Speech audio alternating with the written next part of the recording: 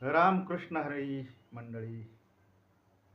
आज आपण विषय घेतलेला आहे व्याख्यानासाठी, दुःखाचं रूपांतर सुखात करता येतं का? तर हो, दुःखाचे रूपांतर सुखात करता येते. त्यासाठी आपल्याला अध्यात्माची गरज आहे, परमार्थाची गरज आहे. अलीकडच्या कालावधीमध्ये धकाधकीच्या जीवनामध्ये, सांसारिक जीवनामध्ये, प्रापंचिक जीवनामध्ये अतिशय धावपळीचं जीवन झालेलं आहे. त्याला कारण आहे, कालाय तस्मै नमः. काल जसा बदलत जातो तसं माणसंही बदलत जातात, आणि हा काळाचा महिमा आहे, बदल करून घेतला पाहिजे. तंत्रज्ञानाचं युग आहे. मन हे अधिक अस्थिर झालेलं आहे, आणि मनाचा अस्थिरपणा हा दुःखाला कारणीभूत आहे. आणि या मनाला शांत जर करायचं झालं तर हे मन भौतिक साधनाने सुखाने शांत होणार नाही. मन ज्यावेळेस शांत होईल, चित्त ज्यावेळेस शांत होईल, शुद्ध होईल, त्याच वेळेस खऱ्या अर्थानं माणसाला समाधान मिळेल, किंवा दुःखापासून परावृत्त होता येईल, सुखाचा लाभ होईल.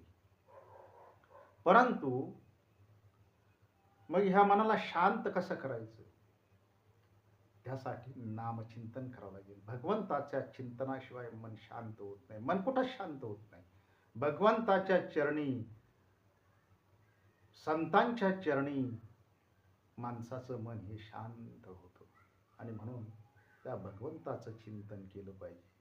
त्यासाठी भक्ती केली पाहिजे. भक्ती याच्यासाठी आहे की जे भौतिक सुख आहे त्या भौतिक सुखापासून दूर होण्यासाठी, भौतिक सुखापासून बाजूला होण्यासाठी, देहाची आसक्ती कमी करण्यासाठी, वैराग्य प्राप्त करण्यासाठीच भक्ती आहे. भक्ती ही विषय भोगाला, विषय सुखाला, भौतिक सुखाला आपल्यापासून विभक्त करते. त्यासाठी भक्तीची शक्ती आहे. आणि ही युक्ती संतांनी सांगितलेली आहे की नामचिंतन करा, नामाशिवाय मन शांत होणार नाही. भौतिक सुखामध्ये, साधन संपत्तीमध्ये माणसाचं मन शांत होणार नाही. ते आणखी एखादा प्रश्न सुटला, एखादी गोष्ट आपण मिळवली प्रपंचामध्ये, संसारामध्ये, आणि आपण म्हणून की आता मन शांत होईल, मन त्यांना शांत होणार नाही. ते आणखी अशांत होतं. एखादी वस्तू प्राप्त झाली, एखादी गोष्ट प्राप्त झाली की त्याबरोबर 4 समस्या घेऊन येत असते, 4 प्रश्न त्याबरोबर निर्माण होत असतात. एखाद्याला 5 एकर शेती असेल तर तो आणखी 2 एकर शेती कशी आपल्याला प्राप्त होईल, त्यासाठी तो सतत प्रयत्न करत असतो, आणि त्यामुळे तो अस्थिर असतो. किंवा पैसा नसेल तर वेगवेगळ्या मार्गाने पैसा संपादन करण्याचं काम तो करत असतो, कारण त्याला सुखी जीवन जगायचं असतं. परंतु ह्या साधनाने सुखी होत नाही. पैसा मिळवला की त्याच्याबरोबर दुसऱ्या काही समस्या निर्माण होतात.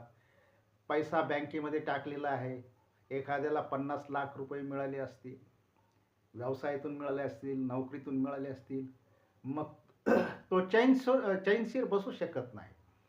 त्यातले 40 लाख रुपये तो काढून आणणार, त्याचे दागिने तयार करणार, घरात आणून ठेवणार. आता समाधान. बायको म्हणते, हा आता भरपूर आहे, गळ्यातमध्ये सगळे दागिने आणलेले, अलंकार आणलेले, आता काही चिंता राहिली नाही, आता सुख मिळेल. सुख मिळणार नाही. त्या धनाला, जे तुम्ही अलंकार, ते दागिने तयार करून आणले, त्याच्या राखण्याची जबाबदारी आपल्यावर पडलेली आहे. म्हणजे धन आणलंय घरामध्ये, सोनं आणलं, आता समाधान मिळेल नाही. एखादा 4 व्हीलर घेतो, 4 व्हीलर घेतली की हा आता समाधानी नाही.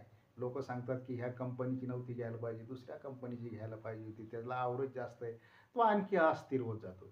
म्हणजे या जगामध्ये कोणतीही मौल्यवान वस्तू घेतली तरी मन शांत होत नाही, मन निवत नाही. नाम घेता मन निवे, नाम घेता मन निवे, जिवे अमृताची स्रवे. महाराज म्हणतात, नामानेच मन शांत होईल. आणि नुसतंच मन शांत होत नाही, ते निवांत होत नाही, ते निवत नाही, म्हणजे शांत होत नाही, स्थिर होत नाही. जोपर्यंत ते स्थिर नाही तोपर्यंत आपल्याला नाम सुद्धा गोड लागत नाही. म्हणजे प्रथमतः मनाला शांत केलं पाहिजे. अशांत मनाने कोणतीही गोष्ट पूर्ण होत नाही. अशांत मनाने कोणतंही काम पूर्णत्वाला जात नाही. सफलता त्या कार्यामध्ये प्राप्त होत नाही. मन शांत करावं लागेल आणि ते भगवंताच्या चरणी, संतांच्या चरणी मन हे शांत होतं. मनाला शांत करण्यासाठी तोच एक मार्ग आहे. आणि नामचिंतन करताना काही नियम आहे, त्या नियमांचंही पालन केलं पाहिजे. भगवंताचं नाम कसं घ्यायचं? भगवंताचं नाम घेतलं म्हणजे प्रश्न मिटला असा नाही. भगवंताच्या नामात इतकी ताकद आहे की तुमच्या जीवनातलं कोणतंही दुःख असेल तर ते दुःख नष्ट करण्याची ताकद भगवंताच्या नामामध्ये. कोणतंही दुःख असेल जगामध्ये असं कोणतंच दुःख नाही की ते नामाने जाणार नाही. ते असं दुःखच निर्माण झालं नाही, असं संकटच निर्माण झालं नाही की ते भगवंताच्या नामाने जाणार नाही. भगवंताच्या नामाने कोणत्याही प्रकारचं दुःख असलं तर ते नष्ट झाल्याशिवाय राहत नाही. परंतु मग ते नाम घ्यायचं कसं? मग काय दुःख आलंय आपल्या जीवनामध्ये, वेगळ्या प्रकारची दुःख आहे आणि मग एखादं म्हण काय भगवंताचं नाम घेतलं म्हणजे प्रश्न सुटला. असं नाम घेऊन चालत नाही. नाम घेण्यासाठी आपल्यातले असणारे काही विकार आहेत ते विकार आपल्याला काढून टाकावं लागतील. एखादं शेत आहे, शेत घेतलं एखाद्याने, त्या शेतामध्ये खूप बाभळी उगलेल्या आहेत, काट्या आहेत, झुरपुडा आहेत, गवत आहे आणि अगदी विणून गेलेलं आहे झाडा झुडपांनी गवतांनी. आणि त्याच्यामध्ये तुम्ही म्हणलं आम्हाला गव्हाचं पीक करायचं आहे, त्याच्यामध्ये आम्हाला डाळिंबाची बाग करायची आहे, द्राक्षाची बाग करायची आहे, ऊसाचं पीक करायचं आहे, बागायती पिकं करायची आहे. चालेल का त्याच्यामध्ये? अगोदर ते तण काढावं लागेल, त्या बाभळी काढावं लागतील, ते खोडं काढावं लागतील, साफसफाई करावं लागतील आणि साफसफाई झाल्यानंतर मग त्याला नांगरावं लागेल, त्याच्यात खत टाकावं लागेल, त्याची मशागत करावं लागेल, मेहनत करावं लागेल. तसं आपल्या मनाचं आहे. आपल्या मनामध्ये जी काही तण उगलेलं आहे, ज्या बाबळी आहेत म्हणजे कोणते विकार रूपी बाबळी आहे, तण आहे, झाडं कुरपुडा आहेत आणि हे सगळे झाडं आपल्याला काटेरी झुडपं काढावं लागतील, गवत काढावं लागेल, नांगरावं लागेल, त्याची मशागत करावं लागेल. काम, क्रोध, मद, मत्सर, दंभ, अहंकार हे सर्व विकार जे आहेत ते विकार नष्ट झाल्याशिवाय, हे काढल्याशिवाय आपल्या आपल्या मनामध्ये, आपल्या चित्तामध्ये भगवंताच्या नामाची शेती फुलू शकत नाही. आणि भगवंताच्या नामाची शेती फुलवायची असेल तर हे विकार आपल्याला काढावं लागतील. अहंकार हा विकार आहे. तुकोबारायांनी म्हटलंय की ठिकाणी, अहंकार गेला तो देवची झाला. ज्याचा अहंकार गेला तो देव झाला. मान अपमान गोवे अवघे गुंडून ठेवावे, हेची देवाचे दर्शन. महाराज म्हणतात मान अपमान सोडून द्या, अहंकार सोडून द्या. अहंकार जर सुटला तर तुम्हाला देवत्व प्राप्त होईल किंवा भगवंताची प्राप्ती होईल. भगवंताची प्राप्ती म्हणजे त्या ज्ञानाची प्राप्ती होईल, त्या स्वरूपात ज्ञानाची प्राप्ती होईल, त्या ब्रह्मज्ञानाची, चैतन्य ज्ञानाची प्राप्ती होईल. ते ज्ञानाची प्राप्ती म्हणजेच भगवंताची प्राप्ती आहे, हे ध्यानात घ्या. परंतु अलीकडच्या कालावधीमध्ये अहंकार हा काही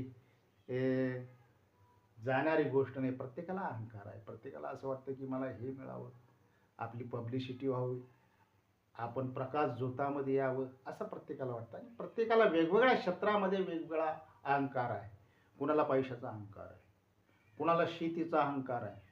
ज्याच्याकडे शेती जास्त आहे, त्याच्याकडे उत्पन्न भरपूर आहे, मग तो एखाद्या गरीब शेतकऱ्याला हिणावणार, त्याच्यात अहंकार भरलेला आहे.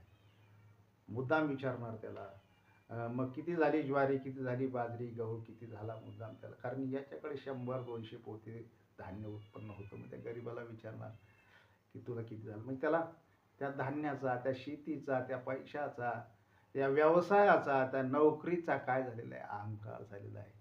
काहींना विद्वत्तेचा अहंकार आहे, माझ्याकडे ही विद्वत्ता आहे, माझ्याकडे हे ज्ञान आहे, इतक्या डिग्र्या आहेत, इतके क्वालिफिकेशन्स आहेत, मी असं केलं, मी तसं केलं.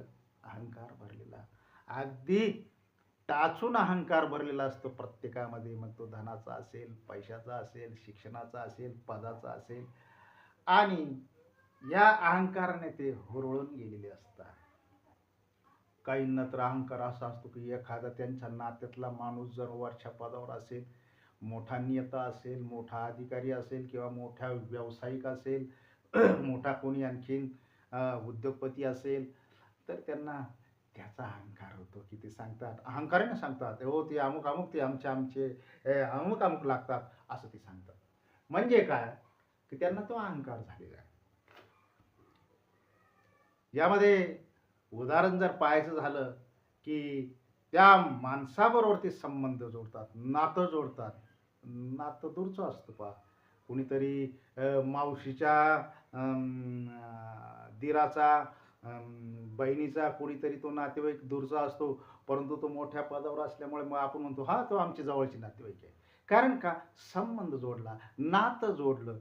म्हणजे हा एक प्रकारचा अहंकार आहे, की ते अमुक आमचे आहेत, ते असे आहे, ते तसे आहे. हा सुद्धा एक अहंकाराचा भाग आहे.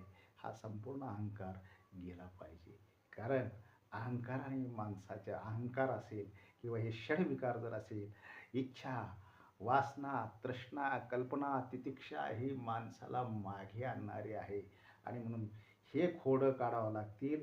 हे बाभळीचं तण उगलेलं काटेरी आहे, हे बोचणारं आहे आपल्या संस्काराला आणि आपल्या ज्ञानाला खऱ्या ज्ञानापासून दूर ठेवण्याचं काम हे षडरूपी करतात. आणि म्हणून यांना आपल्याला प्रथम काढावा लागेल. अहंकार हा काढावा लागेल. अहंकार कोणाला झाला नाही? रावणाला अहंकार झाला होता. आणि पाठीमागचा इतिहास पाहिला, पौराणिक कथा जर पाहिल्या, अहंकाराच्या कथा आपण जर पाहिल्या, तर अनेकांना वेगवेगळ्या प्रकारचे अहंकार झालेले आहेत.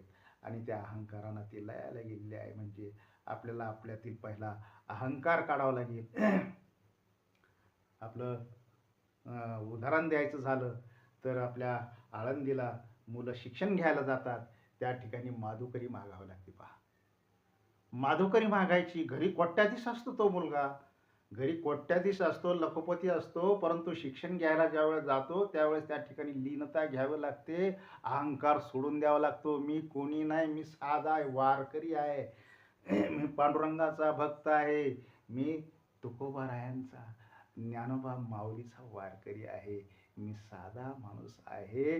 आणि लीनतेने त्या गुरुजवळून विद्या ग्रहण करायची असेल, लीनता असेल, अहंकार गेला असेल, लीनता असेल, तरच ज्ञान, आध्यात्मिक ज्ञान प्राप्त होतं. लक्षात घ्या.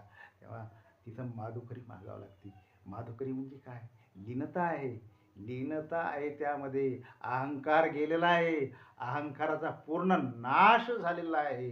प्रत्येक वारकऱ्यातून अहंकार गेलेला असतो. प्रत्येक वारकरी हा एकमेकाचं दर्शन घेतो.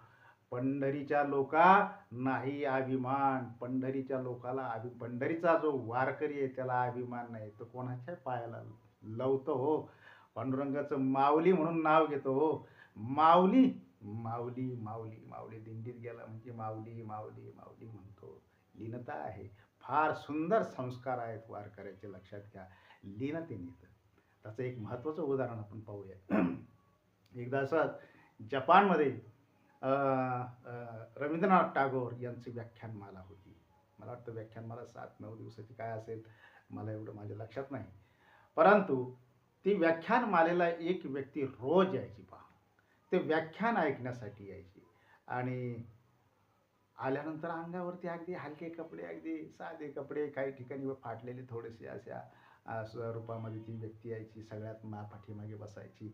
आणि तो व्याख्यान श्रवण केल्यानंतर अगदी रवींद्रनाथाच्या दर्शनाला येणार, शेवटी येणार, रवींद्रनाथांना एखादा हार घालणार किंवा गुलाबाचं फुल देणार, दर्शन घेणार आणि पुन्हा ती व्यक्ती तिच्या घरी निघून जाणार. असा कार्यक्रम रोजच चालू होता त्या व्यक्तीचा. परंतु उद्या आता सांगता आहे, कार्यक्रमाची व्याख्यानमालेची सांगता आहे. आणि म्हणून ती व्यक्ती आली. सांगतेच्या आदल्या दिवशी तर रोजच येत होती, पण सांगतेच्या आदल्या दिवशी ती व्यक्ती आली. आणि ज्यावेळेस रवींद्रनाथांना हार घालण्यासाठी गेली, दर्शनासाठी गेली, त्यावेळेस त्यांनी रवींद्रनाथांना एक विनंती केली. काय विनंती केली असेल? त्यांनी विनंती केली रवींद्रनाथांना की महाराज, तुम्ही उद्या आमच्या घरी जेवायला यावं असं माझी इच्छा आहे. आणि मी तुम्हाला आज आमंत्रण देतो की तुम्ही माझ्या घरी जेवायला या. रवींद्रनाथांनी पाहिलं की हा एकदम साधा माणूस दिसतो, याचं अवसन जर पाहिलं तर एकदम साधं दिसतं, याला हा आपल्याला जेवायला नेणार म्हटल्यानंतर याचे काही पैसे खर्च होणार, 100-200 येन, त्या देशातली काही करन्सी असेल, आपण रुपया म्हणू, 100-200 रुपये याचे खर्च होणार, याच्याकडे हे पैसे आहे का नाही असा प्रश्न रवींद्रनाथांच्या मनामध्ये निर्माण झाला. आणि ती व्यक्ती अगदी 50-100 फूट अंतरावर गेल्यानंतर त्याने रवींद्रनाथांनी आपल्या शिष्याला बोलवलं आणि सांगितलं, हे 200 येन घे, हे 200 रुपये घे, त्या व्यक्तीला दे, हा उद्या आपल्याला जेवायला बोलवलेले, याच्याकडे पैसे आहेत नाही, त्याला हे 200 रुपये मदत म्हणून दे. ते 200 रुपये त्या सेवकाने, त्या शिष्याने त्या व्यक्तीला दिले, त्याने घेतले, ते खिशात घातले आणि त्याने सांगितले कशासाठी दिलेले, अशा अशा पद्धतीनं रवींद्रनाथांनी तुम्हाला हे पैसे दिलेले आहेत महाराजांनी. आणि ते पैसे घेऊन ती व्यक्ती घरी गेलेली आहे. दुसऱ्या दिवशी सांगता आहे, व्याख्यान संपलेलं आहे, कार्यक्रमाची सांगता झालेली आहे आणि ती व्यक्ती रवींद्रनाथांजवळ आली, दर्शन घेतलं, हार घातला, दर्शन घेतलं आणि सांगितलं, महाराज चला आमच्या घरी जेवणासाठी. रवींद्रनाथांनी म्हटलं काहीतरी भाडोत्री गाडी वगैरे आणलेली असेल म्हणून ते आलेले, त्या पॅन्डलच्या बाहेर आलेले, त्या हॉलच्या बाहेर आलेले आहे आणि गाडी आहे, तर गाडी पुढे रोल्स रॉय नावाची गाडी, फार किमतीची गाडी, ती त्या काळातील किमतीची गाडी, आजही त्या गाडीला फार किंमत आहे की नाही मला माहीत नाही, परंतु इतक्या महागाडी गाडी रवींद्रनाथांना नेण्यासाठी त्यांनी आणली. रवींद्रनाथ टागोर त्या गाडीत बसले, ती व्यक्ती दुसऱ्या गाडीत बसलेली आहे, ती व्यक्ती ज्या गाडीत बसली ती गाडी पुढे चाललेली आहे, रवींद्रनाथांची गाडी त्यांच्या त्या गाडीच्या पाठीमागे चालली आहे. अतिशय हिल स्टेशनच्या दिशेने गाडी चाललेली आहे. सुंदर असं निसर्ग आहे, रोड अतिशय स्वच्छ आहे आणि गाडी अगदी हवेत चालल्यासारखी गाडी चाललेली आहे. आणि त्या हिल स्टेशनवरती गाडी गेल्यानंतर वॉचमॅनने गेट उघडलेले आहे, गाड्या आतमध्ये गेलेल्या आहेत, रोल्स रॉय गाड्या आतमध्ये गेलेल्या आहेत. रवींद्रनाथ खाली उतरले, त्यावेळेस त्या व्यक्तीच्या घरातले सगळे मुलं, सुना, नातवंड सगळे रवींद्रनाथांच्या स्वागतासाठी उभे होते. हार गुच्छ घेऊन सत्कार केला, दर्शन घेतलं आणि मग आतमध्ये गेले. त्या बंगल्यामध्ये गेल्यानंतर सोन्याच्या खुर्च्या बसायला, त्या सोन्याच्या खुर्च्यावरती रवींद्रनाथ आणि ती व्यक्ती बसली, काही शिष्य बसलेले आहेत. आणि मग रवींद्रनाथांनी विचारलं, म्हणजे हे कोणाचं घर आहे? अहो म्हणजे हे माझंच घर आहे. हे तुमचं घर आहे? अरे वा, हे तुमचं घर आहे, ह्या खुर्च्या सोन्याच्या आहेत, रोल्स रॉय गाड्या आहेत, इतका मोठा परिवार आहे. आणि त्यांनी सांगितलं ते जपानमधील फार मोठे उद्योगपती होते. अहो मला असं वाटलं तुम्ही फार गरीब आहात म्हणून काल 200 येन मी ह्या माझ्या शिष्याजवळ दिले की यांना जो खर्च करतील त्याचा बोजा होईल, त्यांच्यावर कर्ज होईल म्हणून मी ती मदत म्हणून दिले. तुम्ही तर इतके महान आहात, इतके मोठे आहात. त्यावेळेस त्या माणसाने रवींद्रनाथांना जे सांगितलं ना, ते सगळ्यात महत्त्वाचं आहे. काय सांगितलं रवींद्रनाथांना?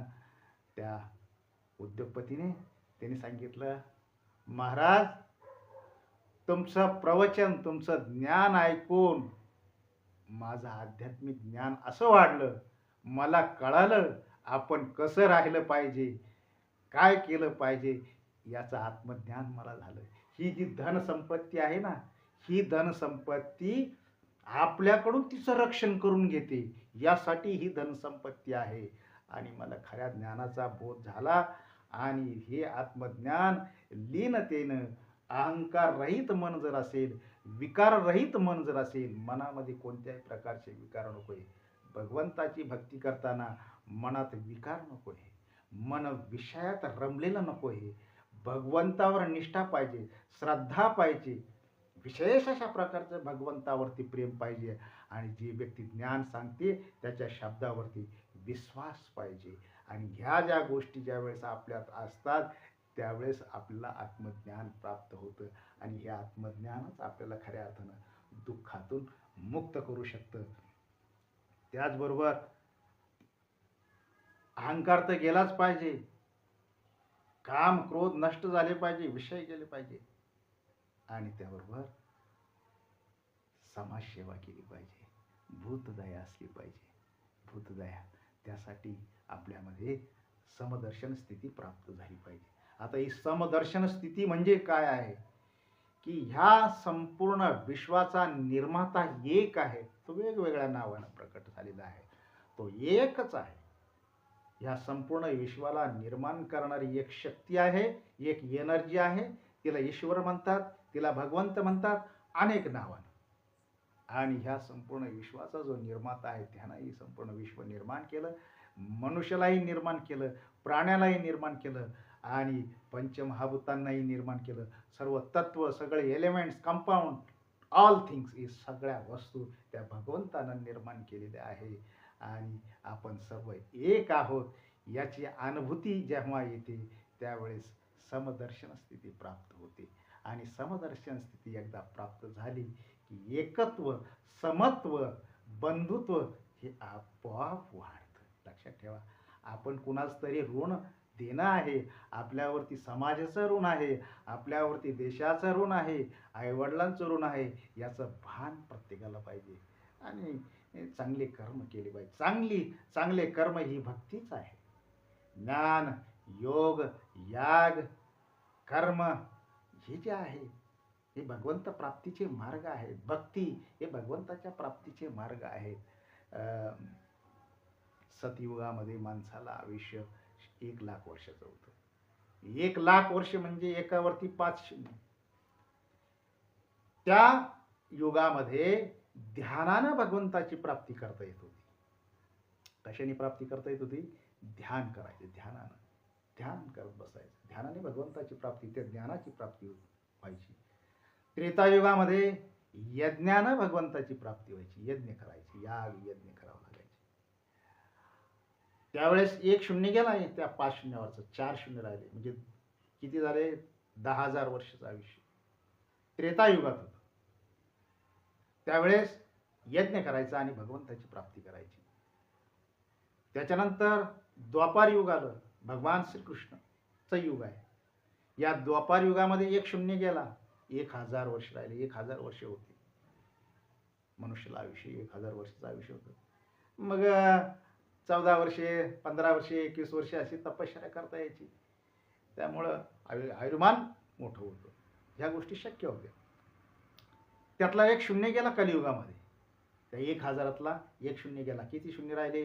2च राहिले, म्हणजे 100 वर्षाचं. आता कलियुगामध्ये मानवाचं आयुष्य जे आहे ते 100 वर्षाचं आहे. मग या 100 वर्षात काय काय करायचं? निम आयुष्य तर झोपातच आहे. बरं, निम आयुष्य झोपात याच्यासाठी आहे, 50 वर्ष झोपात आणि 50 वर्ष जागृतीत आहे. मग जागृतीत काय सगळेच दिवस आपले सारखे आहेत का? त्यातले त्यात 80 किंवा 70च्या पुढे गेलं तर समजत नाही, आपला काही उपयोगही नाही, घरच्यांना ना दारच्यांना. 80 वर्ष वय जर झालं तर घरी उपयोगी नाही, घरी त्रासदायक आणि बाहेरच्यांनाही त्रासदायक. इथं जरा हाताला आणि तिथं बसवून, इथं उठवून तिथं थुंकणार, इथं म्हणजे अनेक अशा व्याधी असतात. तो शरीराचा भाग आहे. शरीर हे गलित गात्र झालेलं असतं. ज्यावेळेस शरीर गलित गात्र होतं त्यावेळेस जगूनही काय उपयोग आहे? भगवंताचं नाम चिंतनामध्ये जर ते व्यतीत होत असेल तरच त्याला अर्थ राहील. असो, म्हणजे 100 वर्षाचं आयुष्य गणलं गेलं, त्यामध्ये किती आपल्याला मिळणार आहे आणि किती आपण भगवंताची भक्ती करणार आहोत आणि किती साधना करणार आहोत आणि आध्यात्मिक ज्ञान कसं मिळवणार आहे, यासाठी संतांनी सोपा मार्ग सांगितलेला आहे. नाम घ्या. काय करा? नाम घ्या. नाम जर घेतलं तर भगवंताची प्राप्ती होईल. आणि ती नाम साधना सतत करावं लागेल, अखंडपणे करावं लागेल. आणि ती सततची नाम साधना केल्यानंतर भगवंताची एकदा का प्राप्ती झाली, म्हणजे त्या ज्ञानाची प्राप्ती झाली की सगळ्या गोष्टी ऑटोमॅटिक कळतात माणसाला.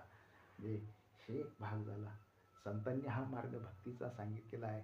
समाजकार्य ही एक भक्तीचं आहे. समाजकार्य सुद्धा काय भक्ती आहे.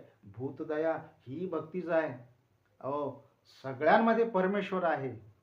भक्त प्रल्हादाला खांबामध्ये भगवंत दिसला. तिथे निर्जीव होता खांब निर्जीव होता, परंतु भगवंताला भगवान नरसिंहांना त्याच्यावरती अवतीर्ण व्हावं लागलं, त्या खांबामध्ये यावं लागलं आणि त्यांना खांबामध्ये दिसला. काहींना झाडांमध्ये दिसतो. ज्ञानोबा माऊलींना रेड्यामध्ये भगवंत दिसला. रेडा वेद बोलला हो, रेडा. नाथ महाराजांना गाढवामध्ये देव दिसला. गाढवामध्ये त्याने भगवंत पाहिला. याचं कारण समदर्शन स्थितीला पोचलेली महात्मे होती, संत होते, की सगळं जग नवे विश्व हे त्यानंच निर्माण केलेलं आहे, असं संत आपल्याला नेहमी सांगायचे. ज्ञानोबा माऊलीने तर काय वर्णन केलं. संपूर्ण विश्वासाठी विश्वात्मके देवी येणे वागयज्ञ तोषावे तोषोनी मज द्यावे पसाये दान. जगातले तर सर्व सुखी होवो, जग म्हणजे पृथ्वीवरचे सर्व सुखी होवो, परंतु या विश्वामध्ये जिथं म्हणून जीव असेल, या विश्वामध्ये जिथं म्हणून जीव असेल तोही सुखी हो, ही भावना माऊली ज्ञानेश्वर महाराजांची आहे. म्हणून ती माऊली जगाची नाही, ती विश्वाची माऊली ज्ञानेश्वर माऊली आहे. आपण आपलं कर्तव्य केलं पाहिजे. भूतदया, प्राण्यांच्या प्रती आपण दयाभाव दाखवला पाहिजे. दीन गरिबांची सेवा केली पाहिजे. ह्यात परमेश्वर आहे. गाडगे महाराजांनी ते केलं, तुकडोजी महाराजांनी ते केलं. संतांनी आपल्याला मार्ग दाखवलेला आहे. संत म्हणतात, मार्ग दावूनी गेले आधी दयानिधी संत ते, मार्ग दावूनी गेले दयानिधी संत ते, दयानिधी संत ते, दयानिधी संत ते. मार्ग दाखवण्याचं काम संतांनी केले, त्या मार्गाने आपल्याला चालायचं. एक छोटंसं उदाहरण माझ्या जीवनातील सांगणार आहे, की दयाभाव ठेवा, मदत करा, समाजाची सेवा करा, प्राण्यांची सेवा करा, दयाभाव दाखवा.